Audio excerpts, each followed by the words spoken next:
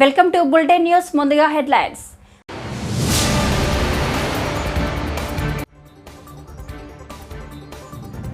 అనంతపురం జిల్లా నార్పల మండల కేంద్రంలో మైనర్ బాలిక పట్ల అసభ్యంగా ప్రవర్తించిన ఘటనపై పోలీసులు తక్షణ చర్యలు తీసుకున్నారు. APUWJ AP electronic media association Eluru district executive meeting జంగారెడ్డిగూడెంకి ముఖ్య అతిథులుగా పోలవరం ఎమ్మెల్యే శ్రీ చిర్రి బాలరాజు మరియు చింతలపూడి ఎమ్మెల్యే. అనంతపురం జిల్లా నార్పల మండల కేంద్రంలో మైనర్ బాలిక పట్ల అసభ్యంగా ప్రవర్తించిన ఘటనపై పోలీసులు తక్షణ చర్యలు తీసుకున్నారు. నిందితుడిపై ఫోక్సో ఎస్సీ/ఎస్టీ యాక్టుల కింద కేసు నమోదు చేశారు. అంతేకాకుండా నిందితుడిని అదుపులోకి తీసుకుని విచారిస్తున్నట్లు సమాచారం. ఈ సంఘటనపై నార్పల ఎస్ఐ రాజశేఖర్ రెడ్డి తెలిపిన వివరాల మేరకు మండల కేంద్రంలోని ఓ మైనర్ బాలిక పట్ల జిరాక్స్ సెంటర్ నిర్వాహకుడు నాగరాజు అసభ్యంగా ప్రవర్తించిన ఘటనపై ఆదివారం ఫోక్సో ఎస్సీ/ఎస్టీ యాక్ట్ కింద కేసు నమోదు చేశామన్నారు. అంతేకాకుండా నిందితుడిని అదుపులోకి తీసుకుని విచారిస్తున్నామని, ఇలాంటి ఘటనలపై చట్టపరంగా కఠిన చర్యలు తీసుకుంటామని ఆయన పేర్కొన్నారు. నిన్నటి దినం నార్పల మండలం గవల వీధిలో ఒక మైనర్ బాలిక మీద జరిగిన సంఘటన ఏం జరిగిందంటే, ఆ అమ్మాయి 14 సంవత్సరాల వయసు అమ్మాయి ఒక జిరాక్స్ సెంటర్కు, గాండ్ల నాగరాజు అనే జిరాక్స్ సెంటర్కు వెళ్తే అతను సెక్షువల్ హరాస్మెంట్ చేసినాడు అని చెప్పి వాళ్ళ తల్లితో పాటు వచ్చి నిన్న పోలీస్ స్టేషన్లో వచ్చి ఫిర్యాదు ఇవ్వగా ఇమ్మీడియట్గా రెస్పాండ్ అయ్యి నార్పల పోలీస్ స్టేషన్లో 113/24 under section 75 BNS act, 11 and 12 POCSO act and section 3 class 1 class or clauses SC ST atrocity act కింద కేసు నమోదు చేయడం జరిగింది. ఇది ఎస్సీ/ఎస్టీ కేసు కాబట్టి దర్యాప్తు డిఎస్పీ గారికి వెళ్తుంది. దీంట్లో త్వరితగతిన దర్యాప్తు చేసి ముద్దాయిపైన కఠిన చర్యలు తీసుకుంటామని చెప్పి తెలుపుతున్నాం. ఉమ్మడి వరంగల్ జిల్లా ఆధ్వర్యంలో నిర్వహించే రైతు భరోసా కార్యక్రమానికి అసలైన రైతు సంఘం నాయకులను అనుమతించకుండా కాంగ్రెస్ పార్టీ కౌన్సిలర్లు, కార్పొరేటర్లు, కార్పొరేషన్ చైర్మన్లు, కాంగ్రెస్ పార్టీ కార్యకర్తలను అనుమతించి మాట్లాడుతున్న రాష్ట్ర మంత్రులు, ఏఐకేఎఫ్, ఏఐఏవైడబ్ల్యూఎఫ్ రాష్ట్ర కమిటీలు ఈ రోజు హనుమకొండ జిల్లా కలెక్టర్ కార్యాలయంలో నిర్వహిస్తున్న రైతు భరోసా కార్యక్రమానికి వెళ్తున్న రైతు సంఘ నాయకులను పోలీసులు అడ్డుకోవడం సిగ్గుచేటు అని అఖిల భారత రైతు సమైక్య హనుమకొండ జిల్లా కార్యదర్శి ఎన్ రెడ్డి హంసరెడ్డి, అఖిల భారత వ్యవసాయ కార్మిక సమైక్య రాష్ట్ర ప్రధాన కార్యదర్శి గోనె కుమారస్వామి అన్నారు. ఈ సందర్భంగా హంసరెడ్డి, గోనె కుమారస్వామి మాట్లాడుతూ ఈ రోజు ఉమ్మడి వరంగల్ జిల్లా ఆధ్వర్యంలో నిర్వహించే రైతు భరోసా కార్యక్రమానికి రైతు సంఘాల నుండి ప్రతినిధులుగా మేము హాజరై రైతుల సమస్యలను రాష్ట్ర ప్రభుత్వం దృష్టికి తీసుకెళ్లడానికి రావడం జరిగింది. కానీ రాష్ట్ర మంత్రుల ఆదేశాల మేరకు లోనికి రాకుండా పోలీసులు అడ్డుకున్నారు. వాస్తవికంగా ఉమ్మడి వరంగల్ జిల్లా వ్యాప్తంగా పెట్టినప్పుడు దాదాపుగా 500 నుంచి 600 మంది రైతు ప్రతినిధులు పాల్గొనే అవకాశం ఉందని కలెక్టర్లకు తెలుసు. కానీ 500 మంది కూర్చొని కెపాసిటీ హాలు మాట్లాడకుండా చిన్న హాల్లో కూర్చోబెట్టి తూతూ మంత్రంగా కార్యక్రమం నిర్వహిస్తున్నారు. తెలంగాణ రాష్ట్రంలో బీఆర్ఎస్ ప్రభుత్వం ధరణి పోర్టల్ను తీసుకొచ్చిన తర్వాత రైతులు అనేక రకాల సమస్యలను ఎదుర్కొంటూ పరిష్కారం కొరకు సంవత్సరాల కొద్దీ కలెక్టర్, తహసీల్దార్ కార్యాలయాల చుట్టూ తిరుగుతున్నారు.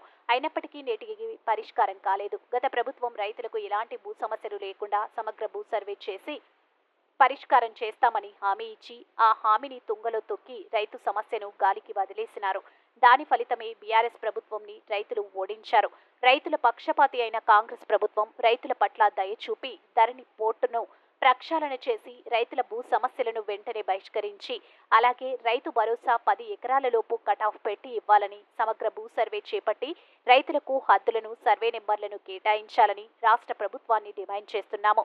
రైతు భరోసా సాగు చేసే వారికి మాత్రమే రైతు భరోసా ఇచ్చే విధంగా చర్యలు తీసుకోవాలని, అదేవిధంగా కౌలు రైతులను గుర్తించి వారికి కూడా రైతు భరోసా ఇవ్వాలని రాష్ట్ర ప్రభుత్వాన్ని కోరుతున్నాం.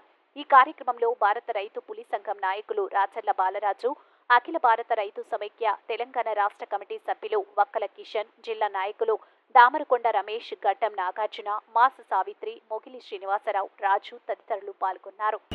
ప్రభుత్వ మంత్రులే 11:30-12 గంటలకు వస్తే వాళ్ళకు మాత్రం అనుమతిస్తున్నారు. నిజమైన రైతుల కోసం కొట్లాడే రైతు సంఘ నాయకులకు మాత్రం లోపడి కూడా అనుమతి ఇవ్వడం అంటే ఇది నిజమైన ప్రజా పరిపాలన లేకపోతే జెడ్పీహెచ్ఎస్ వేలేరు విద్యార్థులకు ఉచితంగా FA రికార్డు బుక్కుల పంపిణీ. జెడ్పీహెచ్ఎస్ వేలేరు ఉచిత నోటు పుస్తక దాత మాడిశెట్టి సంపత్ కుమార్, సోమలక్ష్మి దంపతుల ఔదార్యం 2009 నుండి ప్రతి సంవత్సరం ₹1,00,000 వెచ్చించి మండల కేంద్రం వేలేరులోని ప్రభుత్వ ప్రైమరీ ఉన్నత పాఠశాల విద్యార్థులందరికీ నోటు పుస్తకాల వితరణ చేస్తున్నారు. ఈ విద్యా సంవత్సరం హెచ్ఎంజీ రాజన్న కోరిక మేరకు జిల్లా పరిషత్ ఉన్నత పాఠశాల విద్యార్థులందరికీ ఉచితంగా formative assessment records Sampath Kumar Somalakshmi దంపతులు స్వంతగా 40,000 రూపాయలు వెచ్చించి అందజేశారు.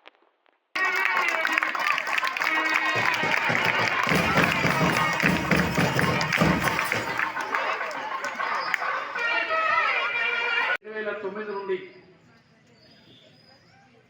నోటు పుస్తకాల పంపిణీ చేస్తున్నటువంటి శ్రీ మాడిశెట్టి సంపత్ కుమార్ సోమలక్ష్మి గారుల యొక్క సేవలు మనందరం కూడా హర్షించాల్సిన విషయం. మరి ఈ సందర్భాన్ని పురస్కరించుకొని ప్రభుత్వం చేత నోటు పుస్తకాలు వస్తున్నాయి. మరి పిల్లలకు ఎఫ్ఏ రికార్డ్స్ కావాలని చెప్పి కోరగానే సుమారు 40,000 రూపాయలతోటి అతను హెచ్చించి మనందరికీ మన పాఠశాలలో చదువుతున్నటువంటి 200 మంది పిల్లలందరికీ నోటు పుస్తకాల కాక ఎఫ్ఏ రికార్డ్స్ను అందజేయడం జరిగింది. మరి వారికి వారి కుటుంబానికి మా పాఠశాల పక్షాన ప్రత్యేకమైనటువంటి కృతజ్ఞతలు తెలుస్తున్నాం. మరి ఈ కార్యక్రమానికి ప్రైమరీ స్కూల్లో పనిచేసేటువంటి ప్రధానోపాధ్యాయులు కూడా వేదికపైకి రావాల్సిందిగా ఆహ్వానిస్తున్నాం. వాళ్ళందరూ కూడా మరి మా పిల్లలకు కూడా single note white note books కూడా ఇవ్వడానికి సిద్ధంగా ఉన్నారు దాతలు. మరి సంపత్ కుమార్ గారికి మరొక వారు అందరూ హ్యాట్స్ ఆఫ్ చెప్పాలి. చప్పట్లతోటి కలసాల ధ్వనితోటి వారిని మనం సెలెక్ట్ చేస్తున్నాం. తర్వాత మరి వారికి భగవంతుడు ఇలాంటి అవకాశాలు మరెన్నో కల్పిస్తారని నేను సభాముఖంగా వినియోగించుకుంటున్నాను. మరి ఇది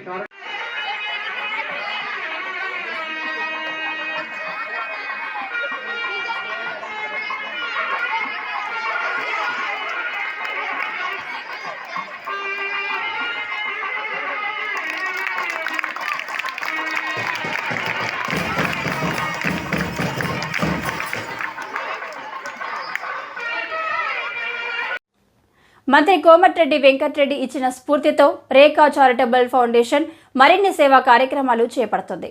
రేఖా బోయాలపల్లి ట్రస్ట్ ఫౌండర్ సూర్యాపేట జిల్లా తుంగతుర్తి నియోజకవర్గం బాజిరెడ్డిగూడెం మండలం అడివేంల గ్రామంలో రేఖా చారిటబుల్ ఫౌండేషన్ ట్రస్ట్ ఫౌండర్ రేఖా బోయాలపల్లి పీర్లకొట్టం సావడి నూతన భవనం నిర్మించారు. ఆదివారం పీర్లకొట్టం భవనాన్ని ఇనాగిరేషన్ చేశారు. ఆదివారం పీర్లకొట్టం భవనాన్ని ఇనాగరేషన్ చేశారు. ఈ సందర్భంగా ట్రస్ట్ ఫౌండర్ రేఖా బోయలపల్లి మాట్లాడుతూ ఏప్రిల్ 7వ తేదీన మంత్రి కోమటిరెడ్డి వెంకటరెడ్డి అడివేముల గ్రామాన్ని సందర్శించారని, గ్రామంలో ఉన్న పీర్లకొట్టం శిథిలావస్థ దశలో ఉన్నది గ్రహించారని, రేఖా చారిటబుల్ ఫౌండేషన్ ద్వారా నిర్మించి తలపెట్టినటువంటి మేము చేస్తున్న సేవా కార్యక్రమాల్ని చూసి మంత్రి కోమటిరెడ్డి వెంకటరెడ్డి వెన్ను తట్టి ప్రోత్సహించారని, వారిచ్చిన ధైర్యంతోటే మేము అనేక రకాలుగా సేవా కార్యక్రమాలు నిర్వహిస్తున్నామని అన్నారు. హనుమకొండ కలెక్టరేట్లోని ఐడిఓసి సమావేశ మందిరంలో సోమవారం రైతు భరోసా పథకం విధి విధానాలపై నిర్వహిస్తున్న ఉమ్మడి వరంగల్ జిల్లా కార్యశాల వర్క్షాప్లో ముఖ్య అతిథిగా పాల్గొన్న మంత్రివర్గ ఉపసంఘం చైర్మన్ ఉప ముఖ్యమంత్రి మల్లుబట్టి విక్రమార్క, సభ్యులైన రాష్ట్ర వ్యవసాయ శాఖ మంత్రి తుమ్మల నాగేశ్వరరావు, ఉమ్మడి వరంగల్ జిల్లా ఇన్ఛార్జి రాష్ట్ర రెవెన్యూ సమాచార పౌర సంబంధాల శాఖల మంత్రి పొంగురెడ్డి శ్రీనివాసరెడ్డి, రాష్ట్ర అటవీ పర్యావరణ దేవాదాయ శాఖ మంత్రి శ్రీమతి కొండ సురేఖ, రాష్ట్ర పంచాయతీరాజ్ గ్రామీణ అభివృద్ధి స్త్రీ శిశు సంక్షేమ శాఖ మంత్రి శ్రీమతి దనసరి అనసూయ సీతక్క, ఎంపీలు బలరాం నాయక్, డాక్టర్ కడియం కావ్య, రాష్ట్ర ప్రభుత్వ విప్ రామచంద్రు నాయక్, ఎమ్మెల్సీ బస్వరాజు సారయ్య, ఎమ్మెల్యేలు నాయిని రాజేందర్ రెడ్డి, కడియం శ్రీహరి, దొంతి మాధవరెడ్డి, రేవూరి ప్రకాష్ రెడ్డి, కేఆర్ నాగరాజు, యశస్విని రెడ్డి, గంధ సత్యనారాయణ, మురళీ నాయక్, కార్పొరేషన్లు చైర్మన్లు, ఉమ్మడి వరంగల్ జిల్లా కలెక్టర్లు, అదనపు కలెక్టర్లు, వ్యవసాయ శాఖ సంబంధిత శాఖల అధికారులు, రైతులు తదితరులు పాల్గొన్నారు. ఈ సందర్భంగా రైతు భరోసా విధి విధానాలపై రైతులు, రైతు సంఘాలు, ప్రజాప్రతినిధులు, ఇతర వర్గాల నుంచి మంత్రివర్గ ఉపసంఘం అభిప్రాయాలను సేకరిస్తున్నారు. ముఖ్యంగా మహిళలందరికీ ఉచిత బస్సు రవాణాకు సంబంధించి మొదలుపెట్టి కార్యక్రమం ముందుకు పోతున్న సంగతి కూడా మీ అందరికీ తెలిసిందే. అలాగే గ్యాస్ సిలిండర్ 500 రూపాయలకి ఇచ్చే కార్యక్రమాలు కూడా మనం ఇప్పటికే మొదలుపెట్టాం. 200 యూనిట్ల లోపల కరెంటు వాడకందారులందరికీ జీరో బిల్లు ఇచ్చే కార్యక్రమాన్ని కూడా మనం ముందుకు తీసుకొని పోతున్నాం. ఇప్పటికీ ఇతరత్ర మనం చెప్పిన కార్యక్రమాలు రైతు బంధుకు సంబంధించి కూడా మనం సీజన్కి అనుగుణంగా డబ్బులు ఇప్పటికే ఒకసారి ఇచ్చాం. ఇక రైతు భరోసాకు సంబంధించి రాష్ట్రంలో ఉన్నటువంటి రైతాంగ సోదరుల అందరి అభిప్రాయాలు తీసుకొని, స్టేక్ హోల్డర్స్ అందరి అభిప్రాయాలు తీసుకొని ఆ అభిప్రాయాలకు అనుగుణంగా కాంగ్రెస్ ప్రభుత్వం గతంలో ఇచ్చిన హామీలను నెరవేర్చాలని ఎమ్మెల్యే క్యాంపు కార్యాలయం ఎదుట సిఐటియు ఆధ్వర్యంలో అంగన్వాడీ టీచర్లు, ఆయాలు నిరసన తెలిపారు. ఈ సందర్భంగా సిఐటియు నాయకులు, అంగన్వాడీ టీచర్లు మాట్లాడుతూ ఎన్నికల వేళ కాంగ్రెస్ పార్టీ ఇచ్చిన మాట ప్రకారం పదవి విరమణ అనంతరం టీచర్లకు 2 లక్షలు, ఆయాలకు 1,00,000 రూపాయల చొప్పున ఇవ్వాలని అంగన్వాడీ టీచర్లు, ఆయాలు పెద్ద ఎత్తున మహబూబాబాద్ ఎమ్మెల్యే క్యాంపు కార్యాలయం ఎదుట ఎమ్మెల్యే బయటకు రావాలంటూ నినాదాలు చేశారు. స్థానిక ఎమ్మెల్యే అందుబాటులో లేకపోవడంతో పలు డిమాండ్లతో కూడిన వినతి పత్రాన్ని మండల తహసీల్దార్కు అందించారు. గత ప్రభుత్వం ఇచ్చిన మాటలు నెరవేర్చలేదనే కారణంతోనే కాంగ్రెస్ పార్టీకి ఓటు వేసి గెలిపిస్తే గత ప్రభుత్వం మాదిరిగానే కాంగ్రెస్ ప్రభుత్వం కూడా అంగన్వాడీ టీచర్లను, ఆయాలను మభ్యపెట్టే ప్రయత్నం చేస్తుందని తెలిపారు. తమ డిమాండ్లను పరిష్కరించకపోతే రాబో రోజుల్లో పెద్ద ఎత్తున ఆందోళన చేస్తామని ప్రభుత్వాన్ని హెచ్చరించారు. ఈ నిరసనలో సిఐటియు నాయకులు ఆకుల రాజు, నాగన్న, అంగన్వాడీ టీచర్లు, ఆయాలు తదితరులు పాల్గొన్నారు.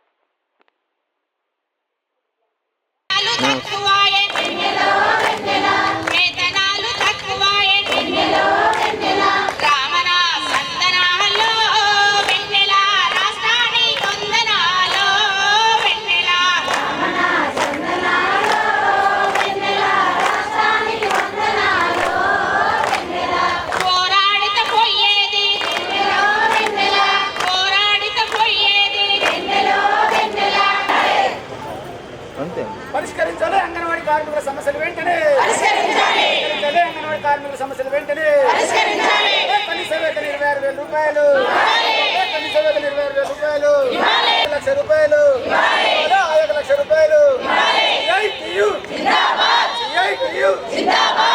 పోలవరం నియోజకవర్గం జనసేన పార్టీ కార్యాలయం, APUWJ, AP electronic media association, Eluru district executive meeting. జంగారెడ్డిగూడెంకి ముఖ్య అతిథులుగా పోలవరం ఎమ్మెల్యే చిర్రి బాలరాజు, చింతలపూడి ఎమ్మెల్యే సొంగ రోషన్ పాల్గొన్నారు. ఏపీయూడబ్ల్యూజే యూనియన్ శాసనసభ్యులు ముందు వారికి ఉన్న సమస్యలు తెలియజేశారు. ఆర్థికంగా వెనుకబడిన విలేకరులు ఇండ్ల స్థలాలు ఇవ్వవలసిందిగా కోరారు. అలాగే 2014లో చంద్రబాబు నాయుడు ఉన్నప్పుడు జర్నలిస్టులకు తెచ్చిన ఇన్సూరెన్స్ స్కీమ్ కూడా మరోసారి పునరుద్ధరణ జరిగేలా చూడాలని శాసనసభ్యులని కోరారు. పోలవరం నియోజకవర్గం ఎమ్మెల్యే శ్రీ చెర్రి బాలరాజు వారి తరపున 50,000 రూపాయలు ప్రకటించారు. అలాగే మా నియోజకవర్గం ఎప్పుడూ జర్నలిస్టులకు అండగా ఉంటాం. అదేవిధంగా మీడియా వారు మేము చేసే అభివృద్ధి కార్యక్రమాలను అందరికీ తెలియపరిచేలా పనిచేయాలని కోరారు.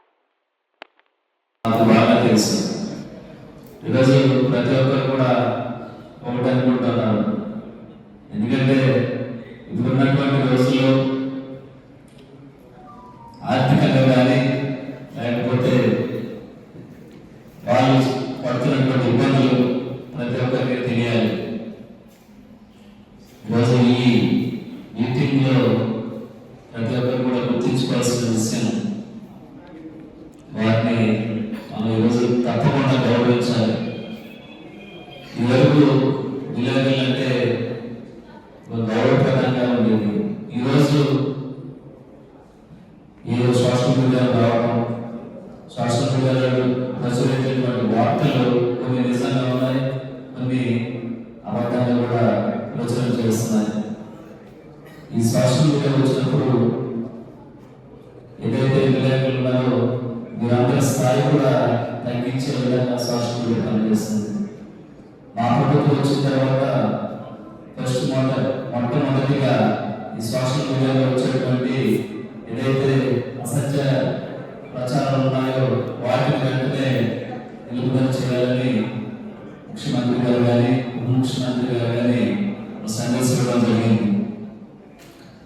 మీరందరూ కూడా అంబేద్కర్ కోనసీమ జిల్లా రామచంద్రాపురం ఈ నెల 20వ తేదీన రామచంద్రాపురం విఎస్ఎం డిగ్రీ కాలేజీ నందు వికాస్ ఆధ్వర్యంలో మెగా జాబ్ మేళా నిర్వహిస్తున్నట్లు రాష్ట్ర కార్మిక శాఖ మంత్రి వాసంశెట్టి సుభాష్ మీడియాకు వెల్లడించారు.